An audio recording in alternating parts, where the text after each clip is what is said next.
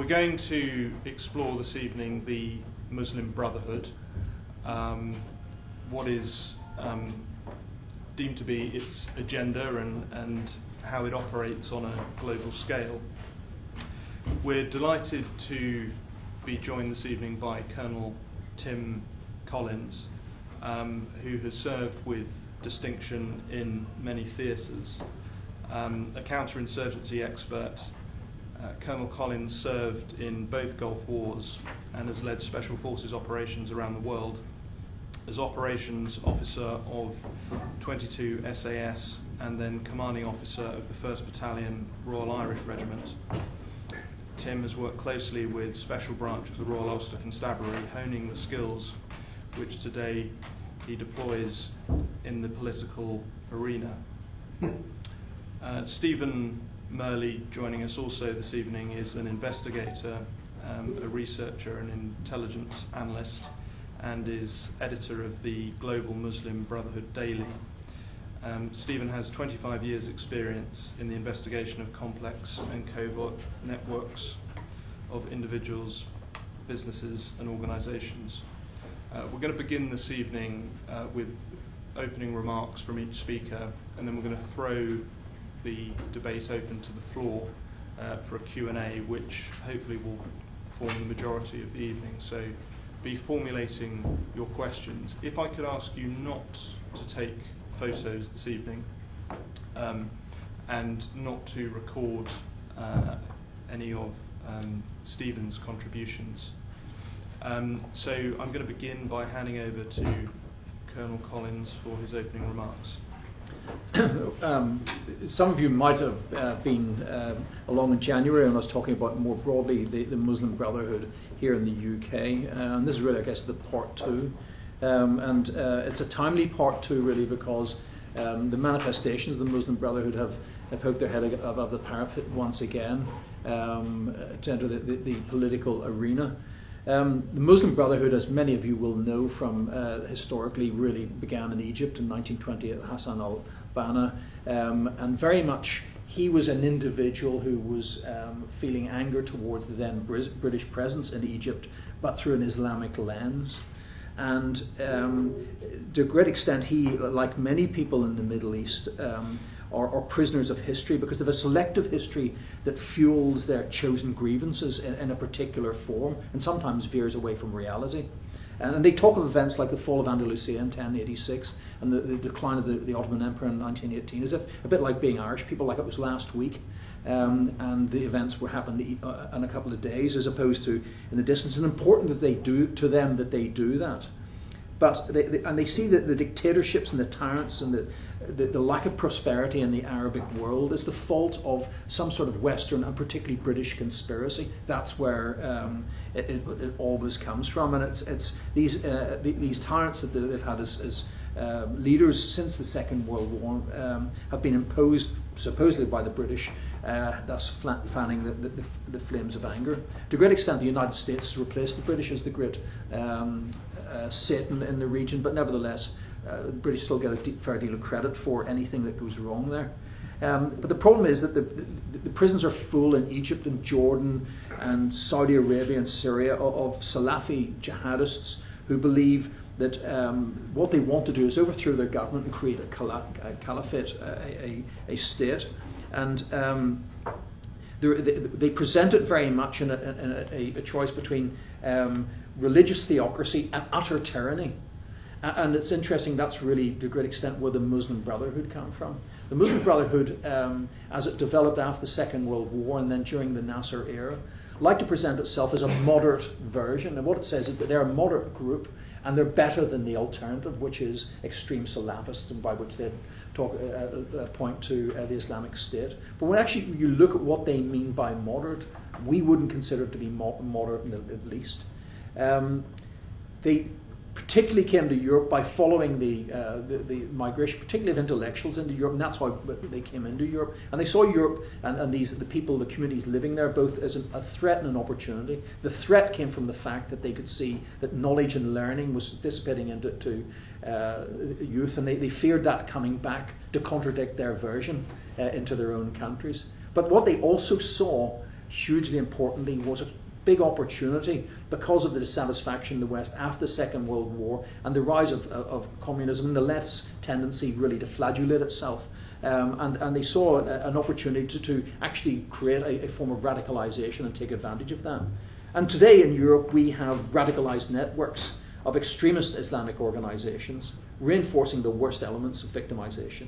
And they operate on the internet, they're in the universities, they're in the communities, and most importantly in prisons. And we're seeing our Muslim, in this country, our Muslim prison population growing at an alarming rate, and it's already just, the size of it is hugely in distortion to the size of Muslims here in the UK. And I'll come back to this of Muslims in the UK as opposed to the Muslim community, because there is no Muslim community.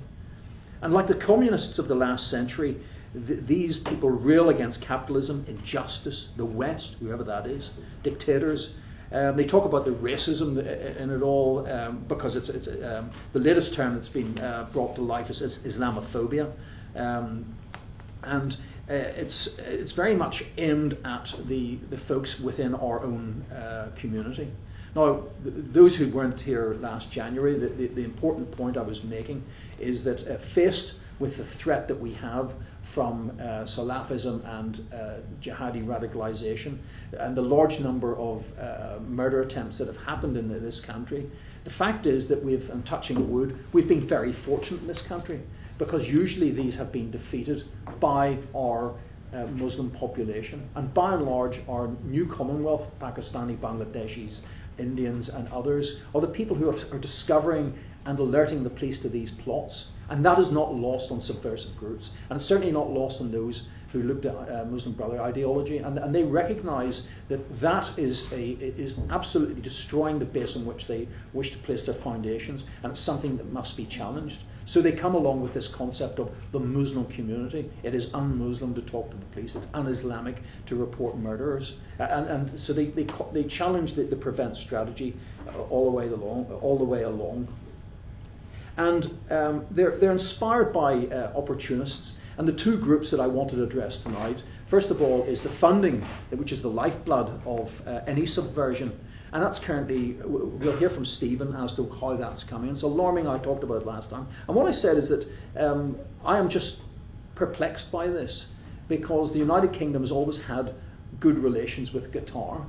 And this tiny island kingdom, who has so much investment here in the UK, and there'll be royal family tomorrow sitting beside the Queen. Why would they fund subversion to bring our citizens away towards murdering us and destroying the nation which we live in? What would they hope to see from that? Is it some form of Lilliputian imperialism that they've set upon? Because there's a terrific book written by Martin Frampton. He did a piece in the Policy Exchange last week. His book's called The Muslim Brotherhood in the West.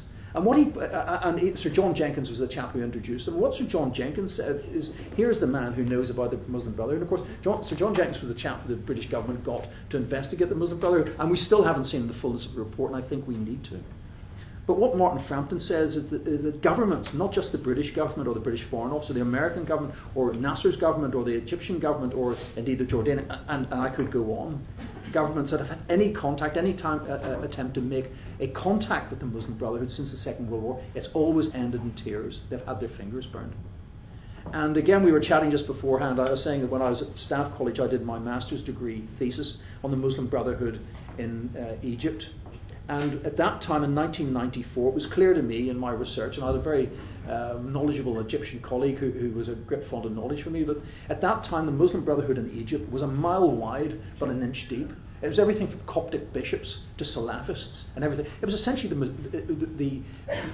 was the protest group to Mubarak. There was another group, my Arabic's hopeless, called Enough, but they were more intellectuals. The Muslim Brotherhood was the popular counter to the Mubarak regime.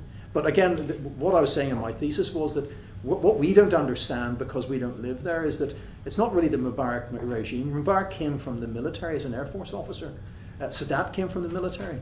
It's the army versus the rest of society. And my prediction was that if the Muslim Brotherhood ever did move to go into power, become so incoherent, the army would remove it, and they'd put their army in, one of their men in place. And that's indeed what happened. But coming back to the UK here, that's the thing. Parts of our government have felt that they would be in a position to negotiate and talk to the Muslim Brotherhood in the form of the Muslim Association of Britain, MEB, and the various other groups, including the Muslim Council of Britain, which is allowed platform on every opportunity because they represent the British community. I have a company that employs 50% because my translators are British citizens with British passports and British secret clearances, who 50% of them are Muslims because that's where they work. And they all tell me to a man, they don't represent me. In fact, the Policy Exchange discovered the Muslim Council of Britain represents less than 2% of all British Muslims. And the reason is there is no British Muslim community. It's a bit like saying Tim Collins represents the Presbyterians or Jim Jones represents the Methodists. The Methodists are represented by their local MP. And there's many types of Christians, there's many types of Muslims.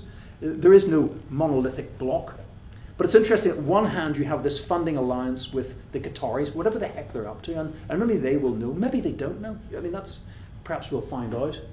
On the other hand, what is interesting is recently we've discovered this close alliance with the hard left, and particularly in Momentum, who are cheek by jowl with the Muslim Brotherhood in every manifestation of it. And we know that the Stop the War coalition was founded by the Socialist Worker Party, but it very quickly became an amalgam of the Socialist Worker Party and the Muslim Brotherhood. And they mean no good. They are in opposition to the West. They want the destruction of Israel, and they want to replace the democratic governments across the Middle East with Islamist governments. That's what they aim. What they want in this country is mayhem. And hand in glove with the Labour Party Momentum group, what they want to do is, in a very Bolshevik way, they want to categorise people in blocks that they can manipulate because they can't deal with humans. They know that. We saw that nonsense on Saturday with the Labour Fest. They don't do humans well. So they need Muslims, gays. You have to identify with some block so that you can have a leader with whom they can oppress. It's a nonsense. It's not British. It's not acceptable.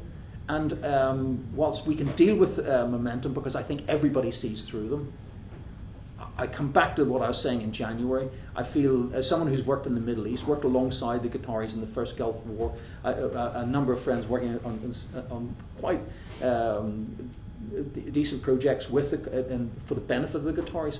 Why are they doing this? These are the funding of the people there. They can't be ignorant of who it is that they're funding. We know that Yusuf al-Qaddafi lives there. He's virtually an advisor to government. But why are they tolerating his bile when what he is doing is he's hurting a friend? Why are they doing this? I don't understand, and I would ask them to stop. So, thank you, Colonel Collins. I was asked to come and speak about work I've been doing on Qatar Charities activities in the UK, which I will proceed to do. But first we need to understand a few basic facts about Qatar Charity. Founded in 1992 and the largest of Qatar's NGOs. You'll see by the name of its current chairman the relationship to the royal family. The Al Thanis are the royal family of Qatar, and so I would describe this as a quasi-governmental charity. It's active in more than 25 countries, and they do disaster relief, income generation, education, and healthcare, and they do all these things as far as I know. But they've also been reported, and I put this in quotes because this is not my work, the U.S. government at one time said they were reported links with extremism and provided financial support to terrorist organizations. Qatar Charity started something called the GAITH initiative. GAITH means rain. I'll let you figure out why they chose that particular descriptor. And it's active in 14 European countries that we know about. Qatar Charity in Qatar itself is operating what they say 110 cultural programs in cooperation with 58 European organizations. That's quite a lot of activity. In the previous years, they spent almost $140 million. Sometimes I get confused on currencies, so I do believe that's dollars on these programs. And they formally opened here in the UK in June of 2014. The reason, as they say it was, they needed to supervise the growing Qatar charity projects in the UK and Europe, and they chose the UK to do that. Why they chose the UK would be another interesting discussion. The leadership of Qatar Charity UK is mostly Qatari, but has included some Europeans. And I should say this, what I'm telling you now was current as of about 2017. I'll give you the more updated look in a few minutes. At the time, in 2017, they had 2 European trustees, but they were important leaders in the UK and European Muslim Brotherhood. Most of the Qatar Charity UK expenditures that we know about are directed to Muslim Brotherhood related projects in the UK and Europe. This was the Qatar Charity UK leadership as of 2017. 8 current or former directors were Qatari nationals, mix of officials, businessmen, and Qatari Islamists, not a surprise. There were only 2 European directors, and only 1 was a UK national, which says something to me about the view of the organization towards their place here in the UK. And both of the Europeans were tied to the Muslim Brotherhood in Europe. This was one of them. I won't even try to massacre his name. Ayoub Ablouakin, I believe. He's a 44-year-old French national who was born in Morocco, leading member of the French organization Amal. And Amal itself is affiliated with what we call the UOIF, which is pretty uncontroversially seen as the Muslim Brotherhood in France. This is who was described in the paperwork of Qatar Charity as Hafez Ahmed. Well, you see the name, you got to be a little suspicious. And we believe him to be UK national Hafez El Karmi. And I put fun and games because you wouldn't believe what I had to do as an investigator to figure out who Hafez Ahmed really was. The Brotherhood plays a lot of games with their names. One can't help but think there's an intentionality to that. He's also the charity manager for the Qasim bin Mohammed Al Thani Mayfair Islamic Center, formerly known as the Qatar Islamic Center. I guess they had a rebranding. And among other things, among many other things, he's a leader in the Palestinian Forum in Britain, which is, I would describe it as part of the UK Muslim Brotherhood, part of the Hamas support infrastructure in the UK, but he's an important guy. He does many other things here in the UK. In 2015, they spent $3.7 million on so-called charitable activity, 2.1 for unspecified community development. That's troublesome that we don't know what that is. Intended for 2 projects in the UK and 1 in Europe. The remaining funds spent on projects tied to the Muslim Brotherhood. This was one of them. £736,000 to something in England is known as the European Institute for Human Sciences. This is the French version, IESH. It's an imam training facility, and it's associated with what we call FIO, the Federation of Islamic Organizations in Europe, and the UOIF in France, which we already told you was part of the Muslim Brotherhood in Europe. The project was described as they're going to build 3 buildings to enable the IESH or the EIHS to be transformed from an institute to a university campus. Somehow I believe it takes more than 3 buildings to do that, but that's what they say. The other project, which is more interesting, is what I call the Sheffield project, which at that point was designated for about £638,000, funded by both Qatar Charity UK and the Kuwaiti Religious Endowments Ministry. The target funding for the project was about £7.5 million. This represents, and this is very important, the latest attempt by the Europe Trust, and we'll explain the Europe Trust in a minute, to covertly build large Islamic facilities in European cities controlled by the Muslim Brotherhood. What I mean by covertly is obviously the building is not covert. It's hard to hide a £7 million domed mosque. But what's covert, for example, when they built the Sheffield project, the media was out to lunch on this one. I mean, I saw no coverage at all of who was behind it, the people involved in it, and it is a very interesting story. What it is meant to be, in my estimation, is providing facilities for the Yemeni Muslim Brotherhood in the UK. And that's very interesting to me. Why Yemen and why the Yemenis? We'll maybe be able to answer that a bit in a moment.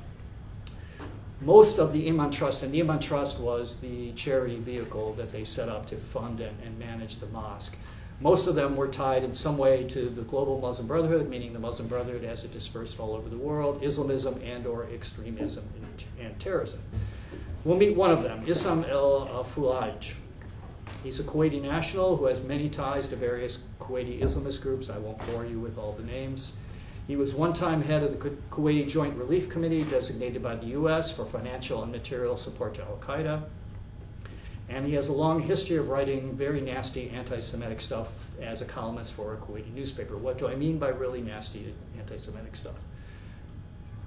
No, the Zionists and the Mossad were behind the 9/11 attacks. That's fairly typical. The Zionist entities acting with arrogance, considering the Jews dominate most of the American and European economies. Well, I'm from America. I know that's not exactly true. And the Jews understand nothing but force, as as was evident from their treatment by Adolf Eichmann. Oh no, how they treated Adolf Eichmann. We didn't treat Adolf Eichmann properly, I guess, so that shows you how arrogant and ungrateful the Jews were. He got busted. The Telegraph did an article based on my help, anti-Semite and Muslim Brotherhood supporter behind new UK mosque. That's good and bad. I mean, it's good that they did it, but it narrowed down on only one very small dimension of the problem there. And he subsequently was kicked off the board. They said we had no idea what he was talking about, which is insane because he's a really well-known columnist in Kuwait. And his fellow Imam Board Trust member is Khalid El Maktour.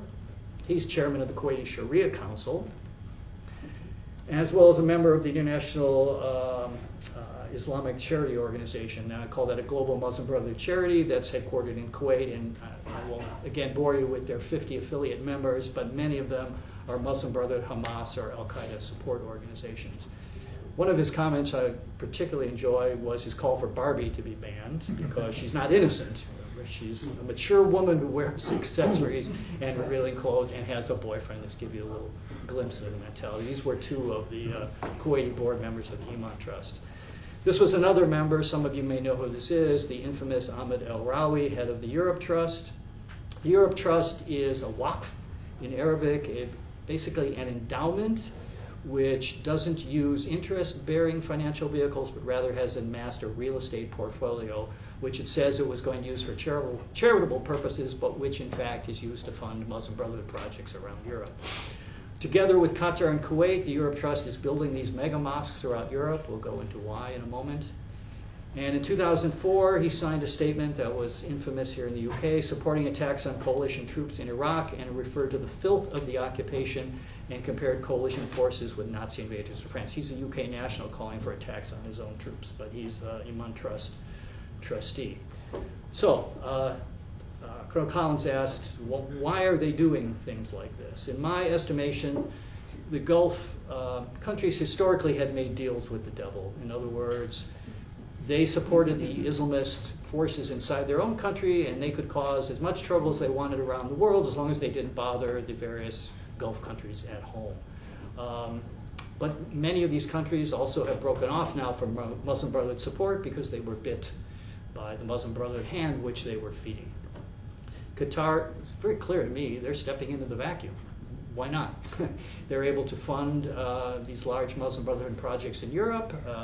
They derive support and influence in Europe, and they don't, I suspect they don't see it as causing mayhem in Europe, but I don't really think they really care all that much whether it does cause mayhem in Europe. It's a vehicle for their own competition with the other Gulf states. Simple enough. So it was asked also to update Qatar Charity in the UK as of 2018. This is still work in progress, so more to come. There were changes. They renamed themselves the Nectar Trust. It's also an interesting choice. So I guess they provide rain and nectar and substance to the European populations with their funding.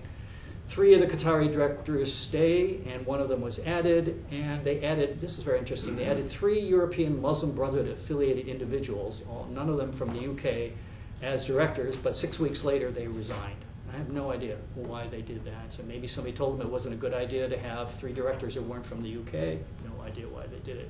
Only 1 UK director remains. Very interesting. Mohammed Abdul Rahman Dabwan Saif. This is him. He's a UK national and resident. His brother Adnan is what I would call a Muslim Brotherhood functionary. We could spend an hour talking about Adnan and his activities. He's an official with all kinds of things, Islamic Relief, other important Islamist organizations in the UK. Mohammed previously worked for Qatar Charity in Qatar, and he's still an officer of an educational foundation that was founded by the consort. I think people still have consorts, I guess. Consort of the former Qatari Emir. Most interesting, he's an officer of the Mu'ath Trust, and Colonel Collins and I were talking about this. That's the center for the Yemeni Muslim Brotherhood in the UK, and that's where the Sheffield Mosque comes in because it's a center also for the Yemeni Muslim Brotherhood. And why all of a sudden did the Yemeni Muslim Brotherhood get to be so important in the UK? And I think that's by virtue of the Qatari funding. And so now we have 2 brothers, the Saif brothers, who are basically the only UK representatives to Qatar Charity, and they are both coming out of the Yemeni Muslim Brotherhood. This is a history that I'm just now becoming aware of. Also interesting is that the CEO, Saif, Mohammed Saif, is the CEO of something called Sam el-Nur, roughly translated the Dart of Light. So I guess they're rain and they're, what else was it? Nectar. Rain, nectar, and darts of light, all good stuff, in Birmingham, that was founded in 2007, ostensibly to print and publish Qurans for worldwide distribution. It's registered, was registered in the UK, it's now dissolved, and in Switzerland. It was originally associated with the Makkah Charity Foundation, part of the Muslim World League in Saudi Arabia, but there are reasons to think that the Saudi part of this doesn't exist anymore. It collects funds online and has directed donations to various Muslim Brotherhood groups around the world. The leadership of Sam el-Nur, very interesting. Any of you who know anything about this subject will find this very interesting. Yosef al-Qaradawi, the most important spiritual leader of the Muslim Brotherhood, resident in Qatar, his number 2 deputy for many years, al-Dahab. Very interesting, Nahad Iwad from the U.S. Council on American Islamic Relations, who came out of the Hamas infrastructure. It really surprised me that he shows up here. Khalid el-Maktour, we already saw him. He was Mr. Anti-Barbie. 2 Saudis, Ali Omar Badada and Salman al-Wada, both Saudi, both part of something called GAC, which is the Global Anti-Aggression Campaign. And I've also done a very long, exhaustive report on GAC. What GAC is, or was, we're not sure, was a 15-year political coalition of the Global Muslim Brotherhood and the Salafi jihadists, including at least 6 designated terrorists by the US and the EU. So when some of our commentators in the West say the Muslim Brotherhood is a firewall directed against the Salafis and the Salafi jihadists, one has to ask what they were doing in a 15-year political coalition with these very same people. But that's a very long and complicated story, which is going to be subject of a report. The Bow group is going to put some of that up on their website, I understand. I also call Salman al-Awda Mr. Matzah because he's one of a number of Islamists who claim the Jews use Christian blood in the baking of the ritual bread for Jewish ceremonies. Also, Riyad Ajmi, a very important Swiss Muslim Brotherhood lawyer, and another guy I won't talk about. So, what is Sam el-Nur really up to? Here's a picture of them handing out a Quran to a welcoming young man. I say there are 6 reasons to be suspicious of, Jesus, could be BuzzFeed, right? I have 6 reasons to be suspicious of Sam el-Nur.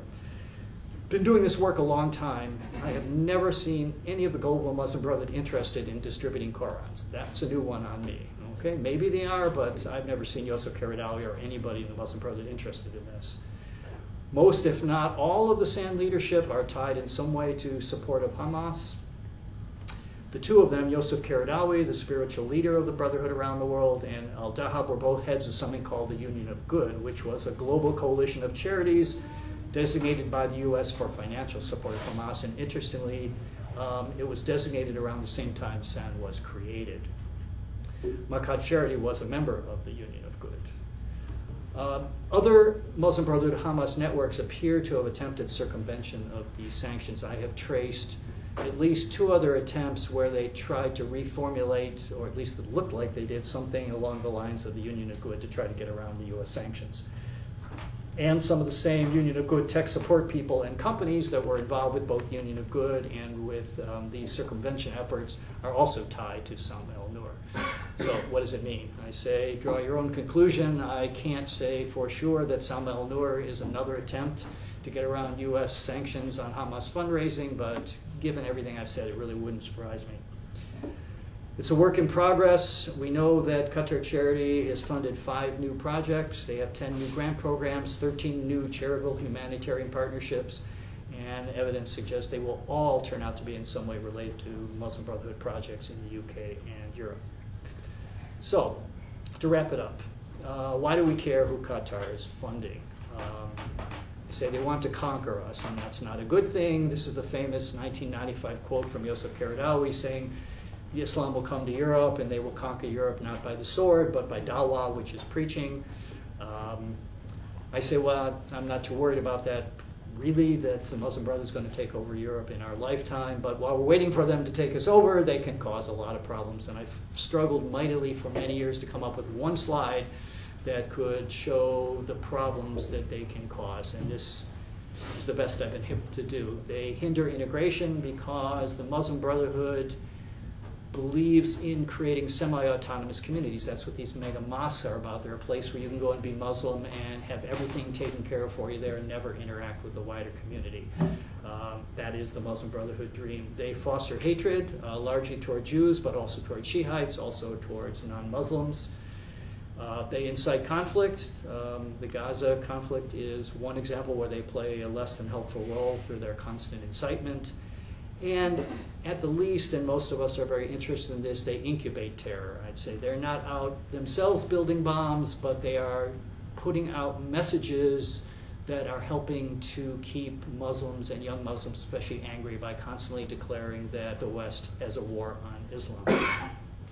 But more than that, and this comes back again to the global anti-aggression campaign, although the Muslim Brotherhood espouses defensive jihad, meaning they believe jihad is justified where Muslims' land or honor, interestingly, is under attack, the boundaries of defensive jihad are a lot broader, I believe, than people are willing to give credit, because as this organization shows, and if we had time we could get into what they were declaring that the West is the enemy of Islam, and if the West is the enemy of Islam, then in some way attacks against the West must be justified. Interesting stuff, but we don't have time to get into that. This is a projection, I don't remember where it's from, of what percentage the Muslim population will represent in the various countries in 2050. Okay, none of them are as large as most people in Europe believe they are, but they're large enough to say that everybody has something at stake as to what these communities will evolve into. And so we have to decide what future we would hope for the Muslim communities in Europe. The Muslim Brotherhood, as Tim pointed out, does not represent Muslims, whatever that means. But they are very successful in becoming seen as the representative of Muslims, and so treated by various governments and at various times as the interlocutors for the Muslim communities. So we can either have this or we can have that. And I would argue that our policy toward the Muslim Brotherhood will largely determine how the Muslim communities in Europe will evolve in the future. And that's enough of my rapid fire.